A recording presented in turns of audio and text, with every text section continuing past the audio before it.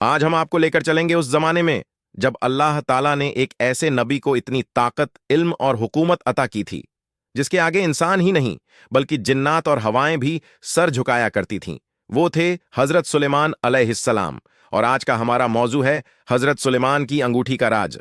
वो अंगूठी जो सिर्फ एक जेवर नहीं थी बल्कि एक ऐसा इलाही अमानत थी जिसमें थी बादशाही, हुकूमत और रूहानी कव्वतों का राज। कुरान में सूरह सबा में अल्लाह ताला फरमाता है, और हमने सुलेमान को हवाओं पर काबू दिया जो उसके हुक्म से जहां चाहती पहुंचती। हजरत सुलेमान अलैहिस्सलाम को अल्लाह ने ऐसा इल्म अता किया था जो किसी को नहीं मिला। आप जानवरों की जबान समझते थे, परिंदों से बातें करते थे और जिन्नात आपकी फौज में काम करते थे। आपकी हुकूमत में इंसान, जिन्न, परिंदे और हवाएं सब आपकी ताबे थीं। आपका तख्त इतना शानदार था कि उसे देखने वाले हैरान रह जाते। लेकिन यह सब कव्वत कहां से आई? यही है उस अंगूठी का असली राज। कहते हैं कि अल्लाह ताला ने हजरत सुलेमान अलैहिस्सलाम को एक खास अंगूठी अता की थी। उसमें एक इलाही नाम नक्श था जो अल्लाह के अजमत वाले अस्मा नामों में से एक था। उस अंगूठी में अल्लाह का हुक्म, उसका नूर और इलाही तासुरात मौजूद थे। जब हजरत सुलेमान अलैहिस्सलाम उसे पहनते तो जिन्नात, हवाएं और तमाम मखलूका उनके हुक्म में रहतीं। मुफस्सिरीन कहते हैं कि उस अंगूठी में एक रूहानी मोहर थी जो खातम ए सुलेमानी कहलाती थी। इस मोहर के जरिए जिन्हों को काबू में किया जाता था और वो आपके हुक्म के बिना कोई काम नहीं कर सकते थे। एक दिन हजरत सुलेमान ऐस ने गुस्ल के लिए अपनी अंगूठी उतारी और उसे अपनी एक बीवी को सुरक्षित रखने के लिए दे दी। लेकिन उसी वक्त एक शैतान जिन्न, जिसका नाम सखर बताया जाता है, वो एक इंसान की शक्ल में आ गया, बिल्कुल हजरत सुलेमान की शक्ल जैसा। वो अंदर गया और अंगूठी मांग ली।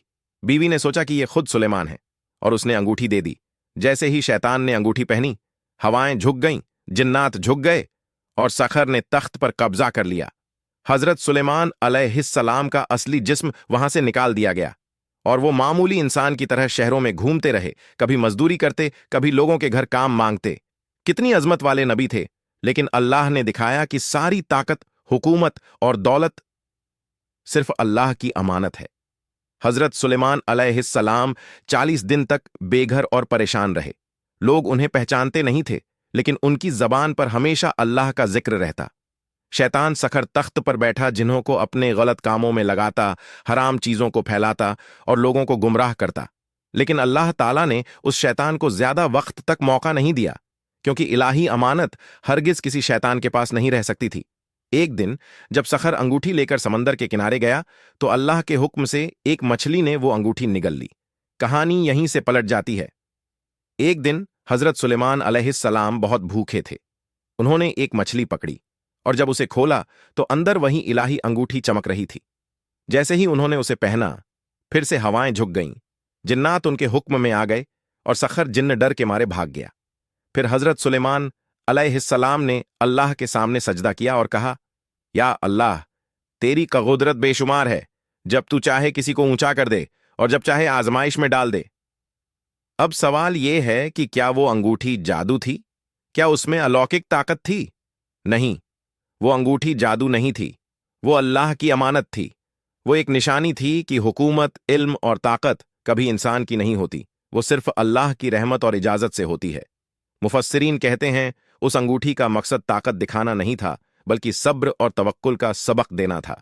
हजरत सुलेमान अलैहिस्सलाम फरमाते थे, दौलत अगर इल्म के बिना मिले तो वो फना हो जाती है, लेकिन इल्म अगर सब्र के साथ मिले तो वो अमर हो जाता है। जो अपने नफ्स पर काबू पाले वो जिन्हों से भी ज्यादा ताकतवर है। और यही उनकी अंगूठी का असली राज था। वो जिन्हों को नहीं बल्कि अपने नफ्स को काबू में रखने की निशानी थी। तो दोस्तों, हजरत सुलेमान अलैहिस्सलाम की अंगूठी हमें यह सिखाती है कि असली ताकत, असली हुकूमत और असली कौवत किसी जेवर या जादू में नहीं, बल्कि अल्लाह की इजाजत, सब्र और तवक्कुल में होती है। हर चीज फानी है, लेकिन अल्लाह की रहमत बाकी है।